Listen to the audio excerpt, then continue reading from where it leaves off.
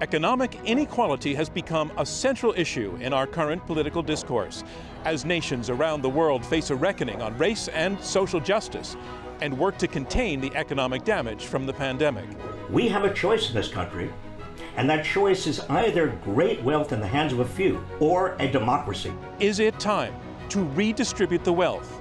Pointing to billionaires and saying we should take their money away may feel good, but it's an ineffective political strategy. Two perspectives. How else are you going to take a lot of wealth from rich people and give it to poor people if it's not through taxation? On a cornerstone of our economic future. It's not a debate about the wealth tax. I'm far more concerned about corporate wealth, the accumulation of gargantuan power. Join us for That's Debatable, presented by Bloomberg and Intelligence Squared.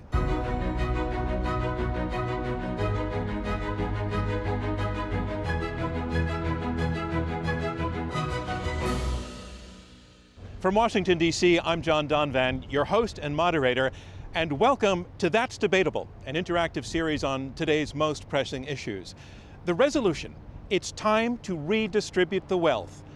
44% of the world's wealth is owned by the richest 1% alone. Is that a trend that merits disruption? We presented that question to our two teams of two. Against the motion, Larry Summers, former U.S. Treasury Secretary, and Allison Schrager, Senior Fellow at the Manhattan Institute.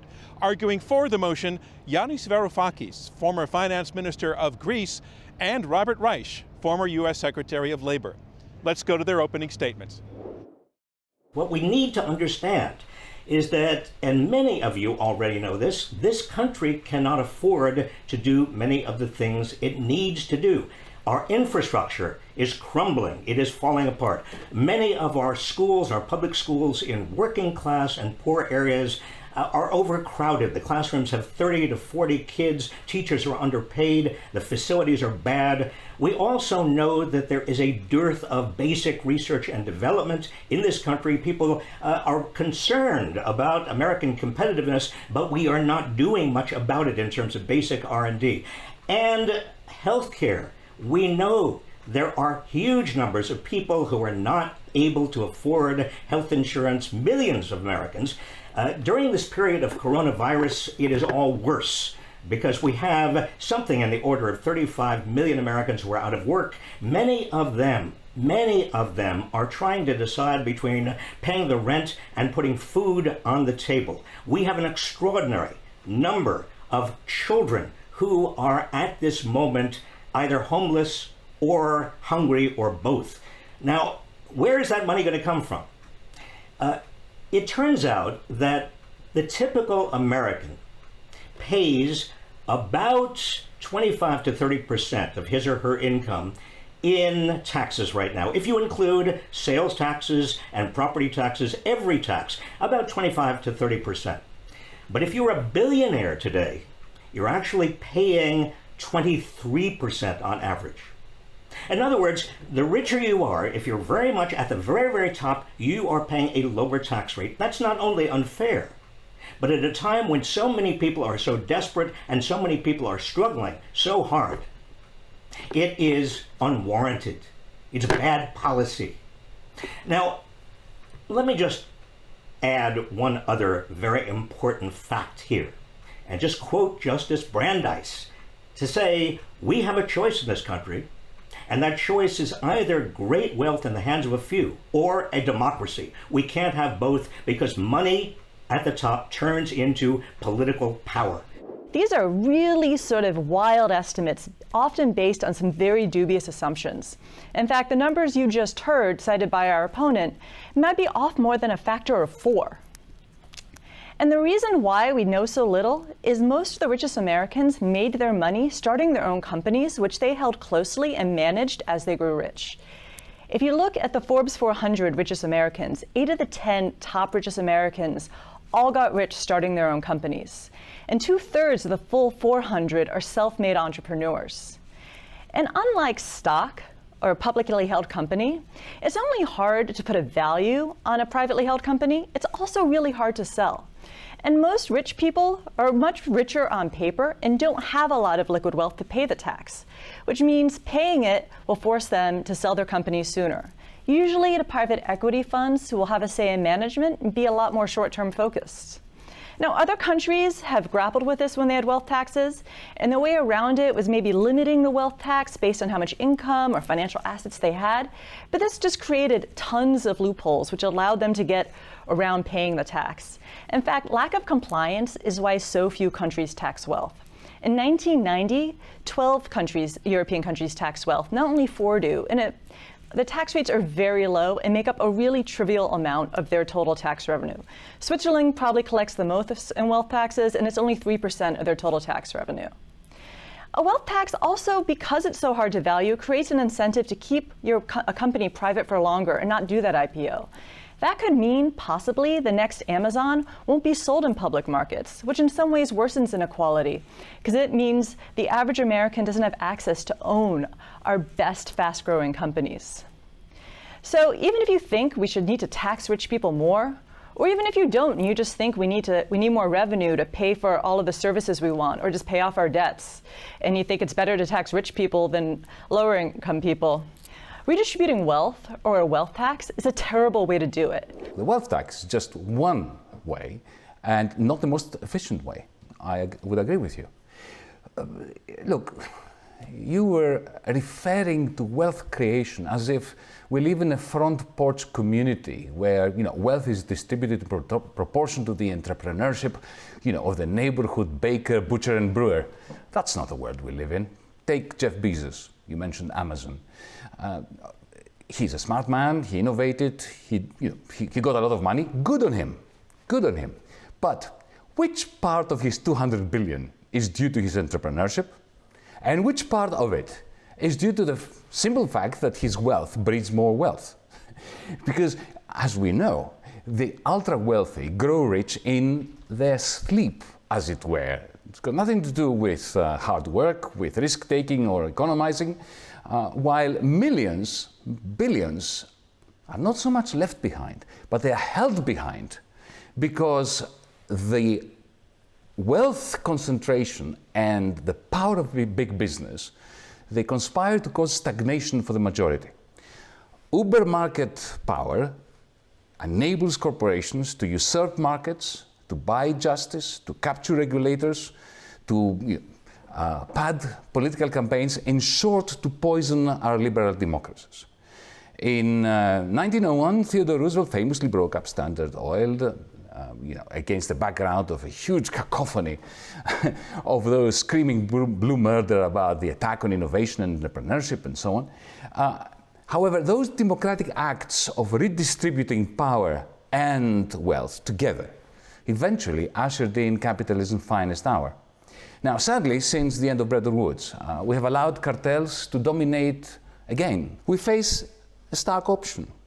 Let the ultra-rich continue to snuff out society's potential by constantly redistributing wealth from the producers to themselves, or alter the direction of distribution from the ultra-rich to society's innovators and maintainers. The added bonus being a chance for democracy to breathe again. As for how to do this, there are many different tools. The wealth tax is just one. We're debating whether an approach based on a politics of envy that starts by putting the central problem as being tearing down the people who are most successful is the right approach to that problem. Or instead, a politics of inclusion, building up, bubbling up to support prosperity is the right way forward. That's the approach that I favor, and it's the reason why I oppose this resolution. The wealth tax. These kinds of approaches are symbolic. They're not effective.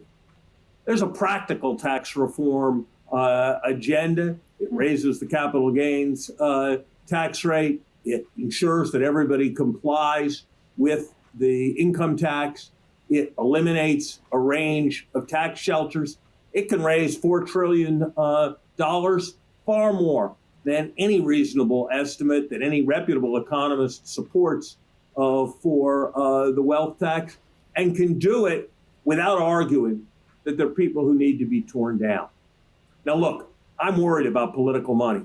We should repeal Citizens United. We should change the laws that allow all kinds of giving to PACs, especially in non-transparent ways. Here's what will happen if you actually try to say that people's wealth has to go away. They'll give their money to so-called charities.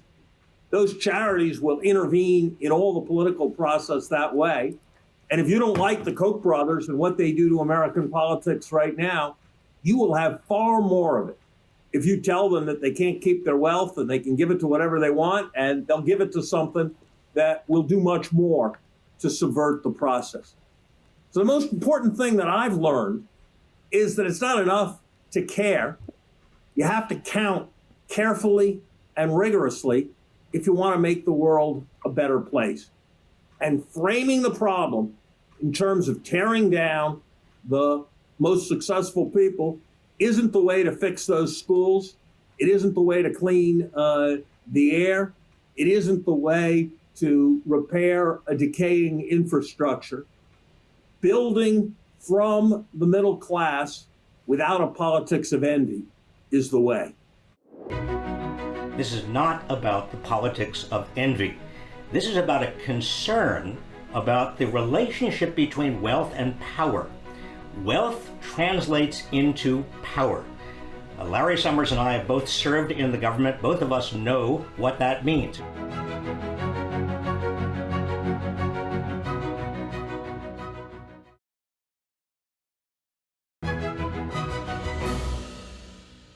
And now we move on to round two, and that's where the debaters take questions from me and also from you in our audience. The resolution is this: it is time to redistribute the wealth. And I want to go back to Robert Reich to start with my first question. Is your argument that imbalance in and of itself is the thing that's destructive to democracy, or is it the particular kind of imbalance we have now? Well, let me make the argument very, very clear, John. This is not about the politics of envy.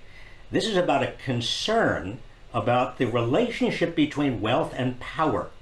Wealth translates into power.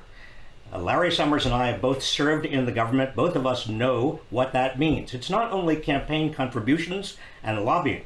It's also huge amounts of money into public relations campaigns, into hiring squadrons, platoons of lawyers who can appeal and contest regulatory proceedings under the radar. It's all sorts of ways in which big money, even paying off professors to testify for the things that the wealthy want.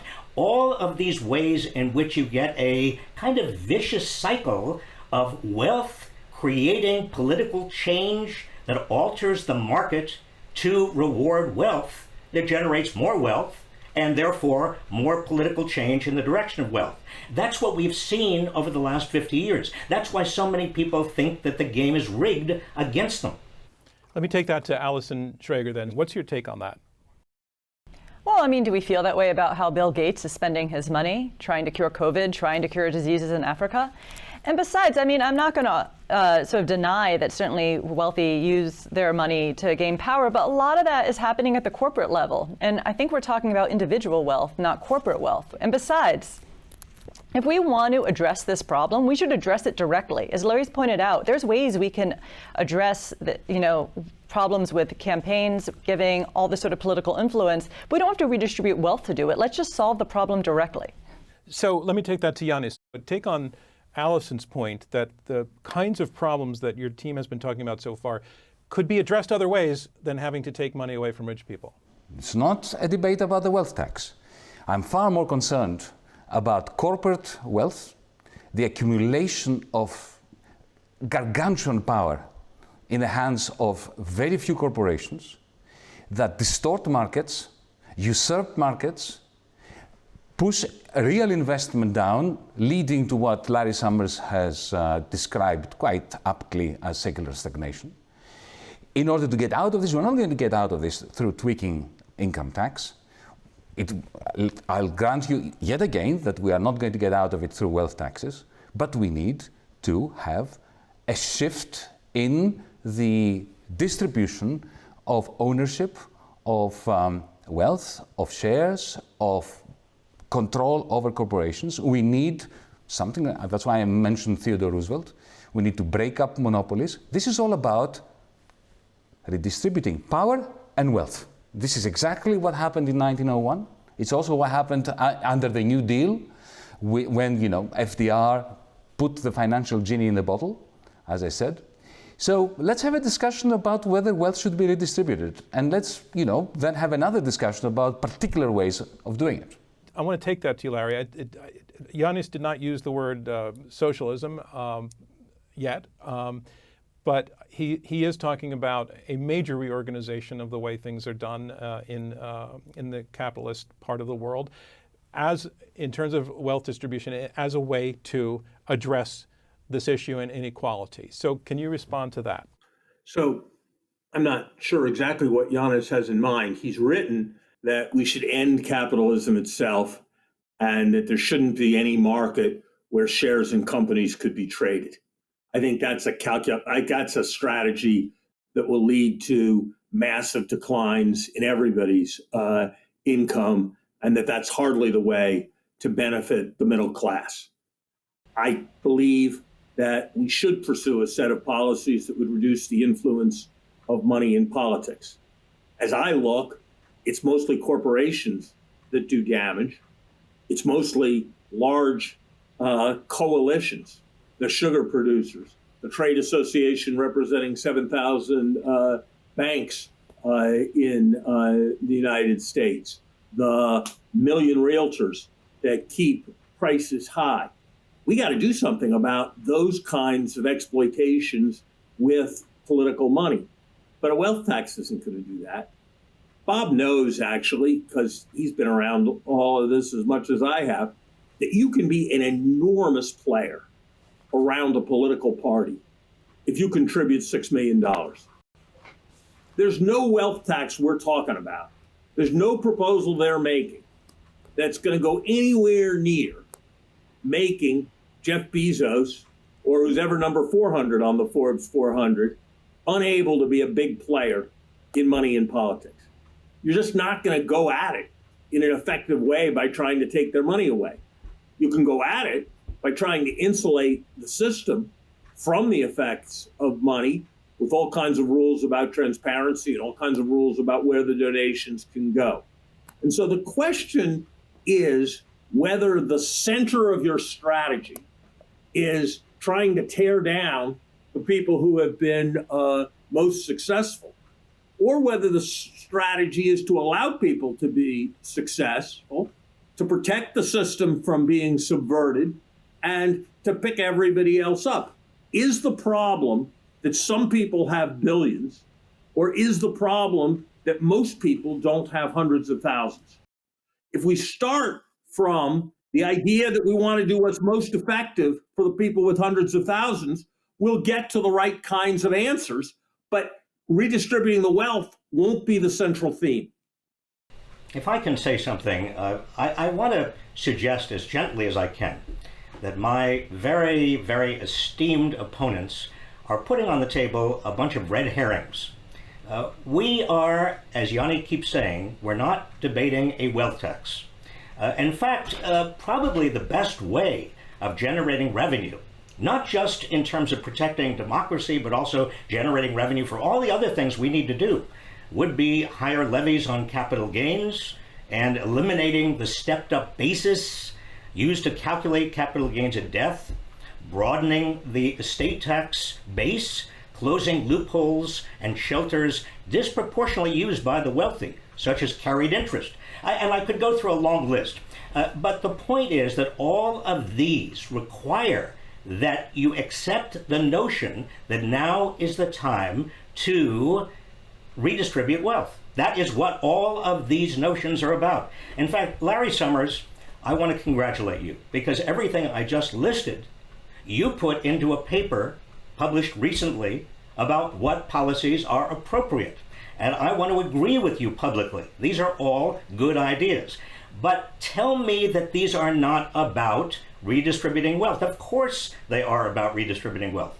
That's what they do. They redistribute wealth. They don't vilify the wealthy. This is not about tearing anybody down. This is about generating revenue and also indirectly, and we can talk more about it, about protecting the democratic process.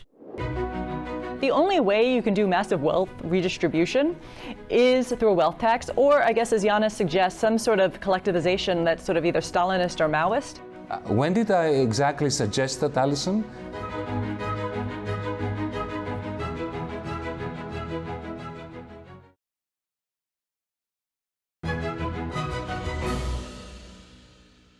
Allison Schrager, your opponent, Robert, in his opening said, again, we need the money is there, that all of society could be lifted through investment in infrastructure, basic R&D, et cetera. That's where the money is. My question to you is, can that money be found in the pockets of the wealthy and brought constructively into the broader society and used that way without consequences, without negative consequences? Well, it depends how you do it. I mean, I definitely agree with Reich here that, the best way to reform taxes is to remove distortions, broaden the base. No one likes stepped up in basis, which is just a way of sort of avoiding estate taxes, which I've never heard a good argument for. But the thing is, if we're talking about redistributing wealth, this is not going to be a large wealth distribution. The estate tax is 40% and only really applies to very rich people. And I mean, we could bring it down, but it's still a lot of people find ways around it. The only way you can do massive wealth redistribution is through a wealth tax, or I guess as Yanis suggests, some sort of collectivization that's sort of either Stalinist or Maoist. I'm not quite sure what he's arguing. When did I exactly suggest that, Allison? I'm sorry, when did I exactly suggest that? Please do not do this. Play the ball, not the man. I'm sorry. And especially not with kicks that are completely out of order. This is the very meaning of a red herring, quite literally. Yeah. Yeah. Well, but how else are you going to take a lot of wealth from rich people and give it to poor people if it's not through taxation? Well, you did hear me in my 4-minute introduction refer to the two Roosevelts. Both Theodore and Franklin effected massive wealth redistribution through breaking down corporate power, putting the financial genie in the bottle, and embarking upon a process of pressing into public service idle cash of rich people. So you may want to dismiss your own tradition of your own country, I would disagree by with calling that. Me a Stalinist, but I think that this is, this simply lessens the quality of the conversation. No, I would argue Allison, more that the New Deal... Do you want to withdraw the Stalinist, Maoist comment so that we can move forward? I would like you, Allison, to do this. I do. It was unfair. Please do. It was unfair, but I do think you're mischaracterizing. It was grossly offensive, Allison. It was not just unfair. I'm sorry. It was grossly insulting. Yanis, Okay, I wouldn't but she's have said withdrawn what it. Yes. I admire Larry. you for withdrawing it. I would not have said what Allison said. But when you write in 2020, my dream is to end capitalism. You need to be prepared to it. That's what you wrote in 2020. You need to be prepared to accept that people are going to read it in that kind of way. I'm happy to answer that. But Larry, that's wait a minute. Can we just stop? Hang on a second. Larry and Allison. Wait. This has nothing to do. This has nothing to do with what Yanni may or may not have written years ago. This debate is about whether now is the time to redistribute the wealth.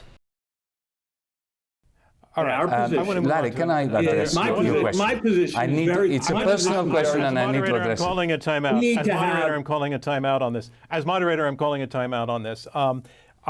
That's why at Intelligence Squared we sort of discourage labels and ad hominem argumentation, because we then go down a rabbit hole of an individual feeling offended and we go around many circles. And you do very well. I appreciate, Allison, that you withdrew it. So thank you.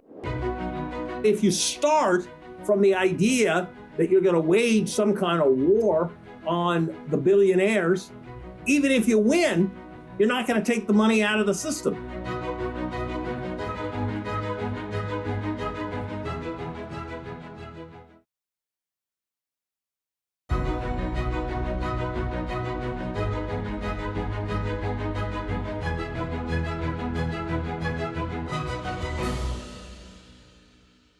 Welcome back to That's Debatable, presented by Bloomberg and Intelligence Squared. The motion, is it time to redistribute the wealth? In 2019, there were an estimated 2,825 individual billionaires in the world. Of those, 788 were in the United States. What does the modern global billionaire class mean for the economy and for politics today? Here's more from two of our panelists, Robert Reich and Larry Summers, who both served in the Clinton administration, but who take seriously, starkly different positions on America's economic future. Would Jeff Bezos be as motivated as he was to create Amazon if at the end of the rainbow was $2 billion instead of $200 billion? In other words, do we need the kinds and magnitude of riches that are extraordinary, that are new, that we haven't seen in this country before, in order to actually get Steve Jobs or Elon Musk or Jeff Bezos or anybody else to do what they are doing? Now, when you talk about deserving, when you talk about the word deserving, that assumes that the market itself is neutral. But the market is not neutral. The market has been created by human beings, by legislators and agencies and courts. And the wealthy, because of the influence they have, and I'll include big corporations, have changed the organization of the market over time. Yanis talks about antitrust law. Well, if antitrust law were enforced as it was enforced 40 years ago, the chances are the big high-tech companies would not be nearly as large as they are right now.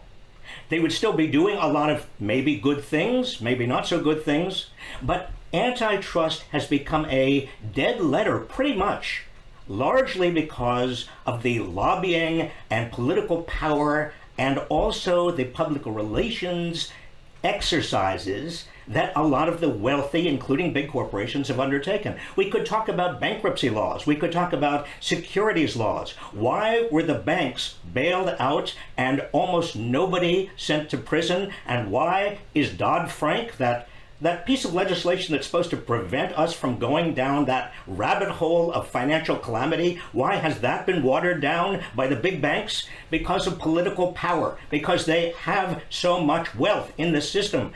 Larry, you know that. You and I have been there on the front lines. Robert, I'm jumping in. I'm jumping in because I want to move on to something else, but I want to let Larry respond briefly to that point, and then I want to move on. Here's the problem, Bob. Most of the reforms, increased antitrust and so forth that you talk about, they are good ideas. They should happen. The problem is that you take somebody who's got $10 billion and you make them have $3 billion, they've got plenty of money to do the kind of lobbying that they do. So there are approaches that would stop us from having those policies, but they're not launching some kind of attack that starts from the objective of redistributing the wealth. So the approach I favor anyway, is an approach that starts from the objective of having a better, fairer society.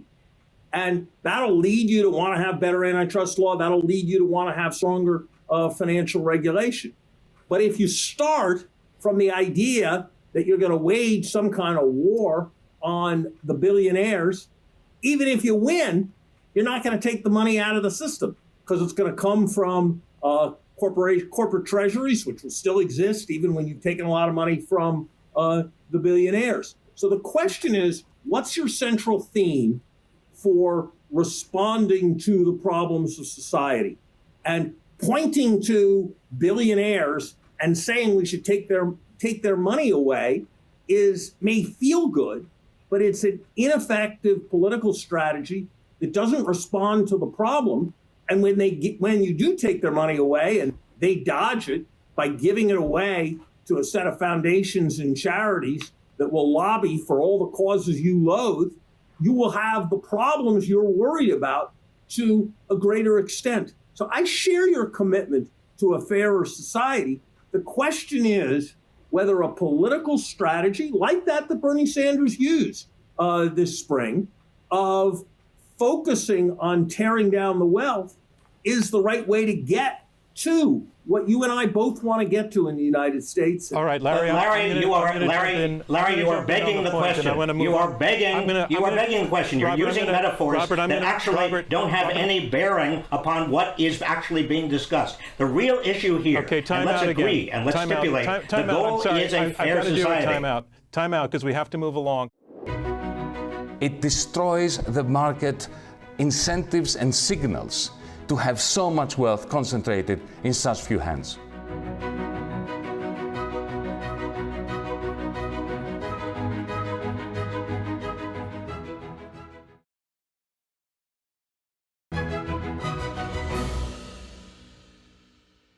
I want to move on to the next part of our debate, and what we're going to be doing now is actually bringing in our global audience. Over the past few weeks, thousands of people around the world alerted to this debate, submitted their point of view by making an argument on the topic. We will use now artificial intelligence to help us understand what matters most to this global audience, what arguments and ideas that they thought were most important. And we did that by turning to IBM Watson, which uses AI to scale public opinion. Let's take a look at how that works.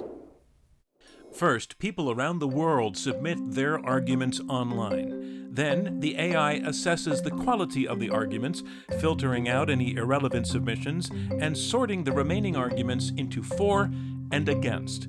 Next, the technology identifies the recurring key points, ranking them based on their quality and their frequency.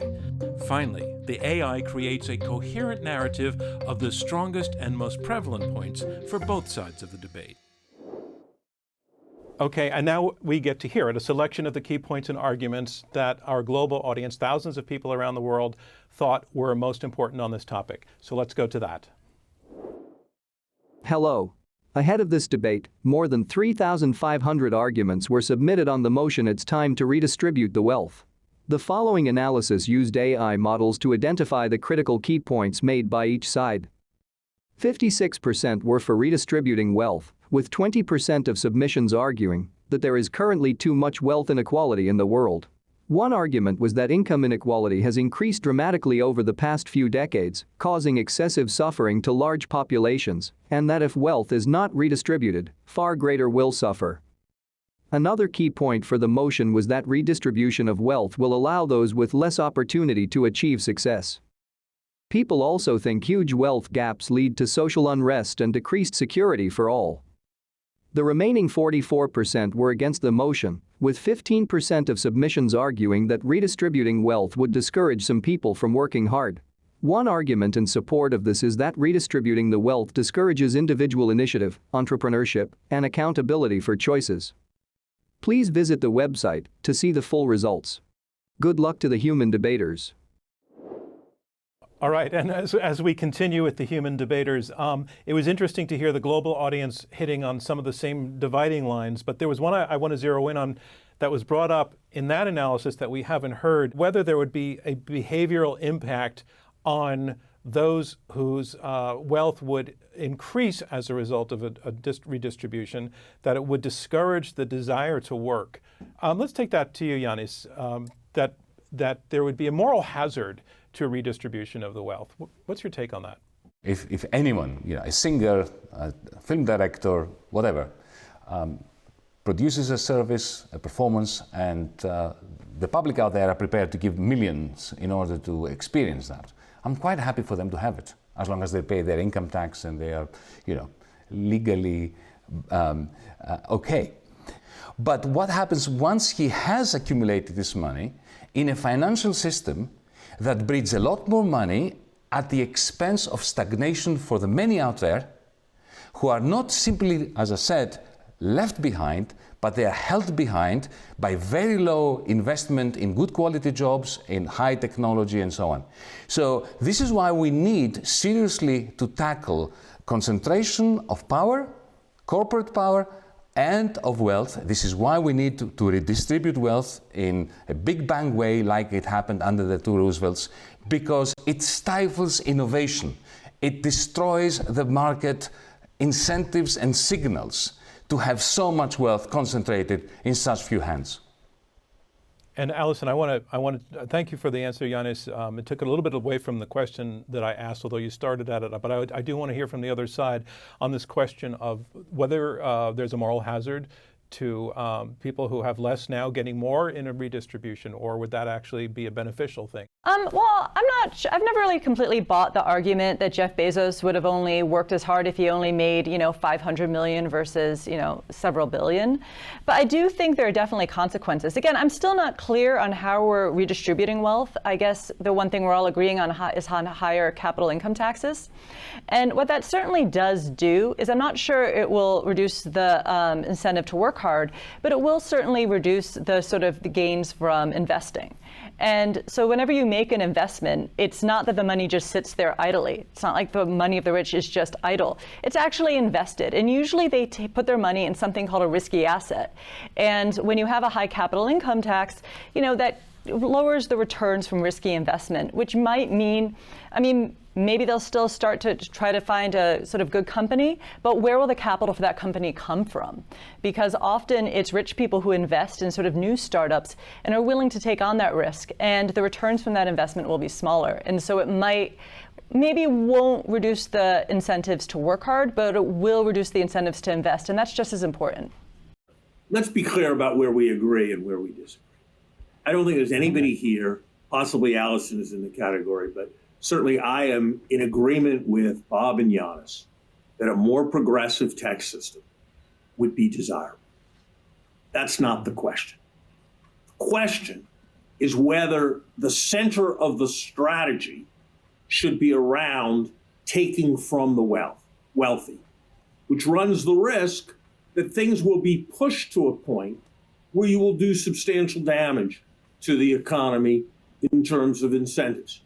Bob's absolutely right. I've written in favor of higher capital gains taxes in terms of stepped up basis, in terms of closing estate tax loopholes.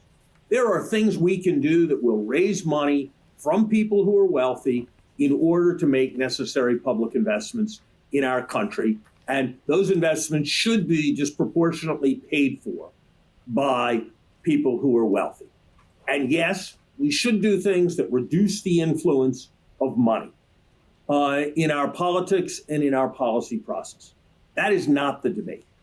The debate is whether the basis of the economic strategy should be some concept not of raising money for necessary public functions from those who are most fortunate, but whether the center of our economic strategy should be taking from the people who are most successful in order to have substantial distributions to the rest of us.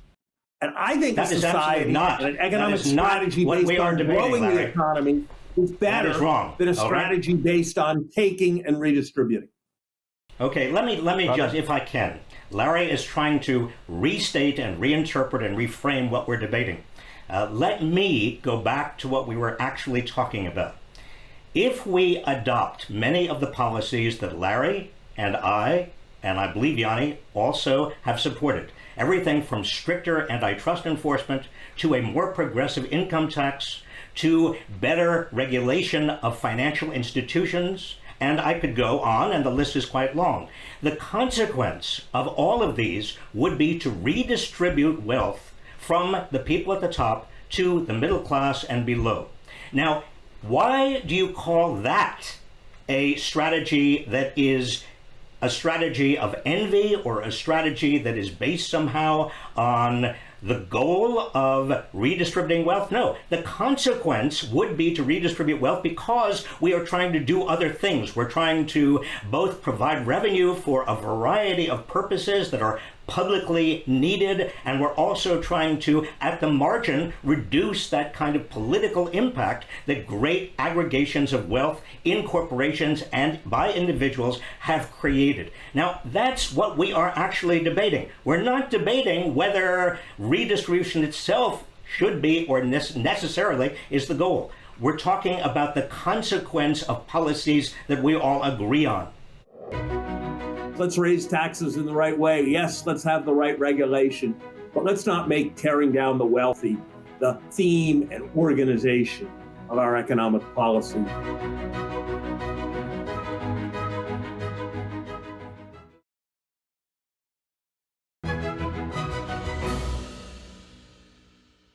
let's move on to round three, the resolution one more time. It's time to redistribute the wealth. Here making his closing statement in support of the motion, Robert Reich. In 2015, a year before the last election, I was out in Minnesota, Wisconsin, and Missouri, a lot of Rust Belt states, southern states, doing research for a book. I was doing free-floating focus groups. And I kept on asking people, middle class, working class people, many of them hourly wage workers, who do you support in the upcoming presidential race? And most of them came back to me and said something quite surprising. In the same sentence, they said, we like Bernie Sanders and we also like Donald Trump. Now, I was amazed when I first heard that because I had never heard those two men, the names, in the same sentence. How could that possibly be? But what I discovered after listening to their stories, these middle-class, working-class people in the Rust Belt and in the South, what I heard from them is, we want somebody who's going to shake things up. We want somebody who's anti-establishment. We want somebody who's going to be on our side. In other words, what we have created in this country, because of the enormous power of great wealth concentrated in the hands of a few, because of the enormous power of big corporations, concentrated power in terms of their political ability to get what they need, people in this country believe the game is rigged, and they are willing, again and again, whether they are on the left or the right, Democrats or Republicans, to support somebody who they believe is going to topple the power structure. That is a recipe for instability. So I also have a story. Last March, Kylie Jenner, the reality show and makeup mogul, at just 21 was declared a billionaire when she sold 51% of her cosmetics company for $600 million.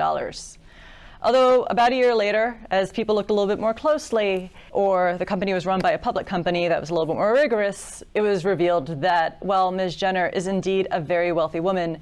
She is not a billionaire. And I think this story reveals a couple things. One, we really don't know how wealthy a lot of people are. If you have an incentive to make your wealth look larger, you can. If you have an incentive to make it look smaller, like you have a tax liability, you also can do that. And Kylie Jenner also shows, we might have mixed feelings about the wealthiest people. The Kardashians are a divisive bunch of people. But you can't deny that the wealthiest people in America, a lot of them made their money in not a zero-sum way. They created value. They created jobs. They created products that we use every day. And economist William Nordhaus estimates that innovators only capture 2% of the economic value they create.